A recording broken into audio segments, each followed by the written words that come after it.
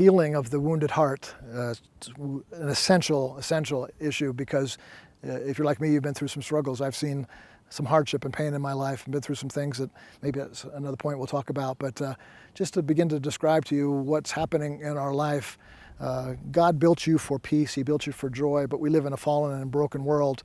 He's the healer of all that brokenness. He's the joy of those who are suffering. He's the life of those who are feeling death. He's the light of those who are in darkness.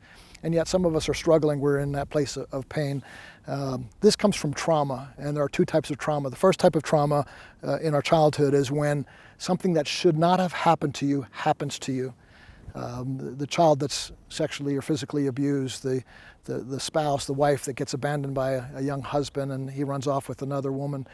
These are things that should have never happened to us when we're young, or even in our childhood with some of the abuse that goes on. It's a terrible type of trauma, and many times we just stuff that down. We try to pretend it didn't happen. We try to overcome it by sheer willpower and strength. But we're not meant to do that. We're meant to offer that to the Lord. We're meant to lift up holy hands and say, Jesus, my heart hurts. There's a brokenness in me. I need healing.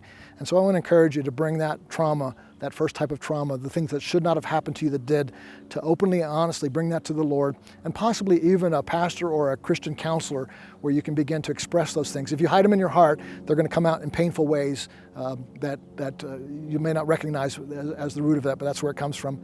Next week, we're going to talk a little bit about the second type of trauma.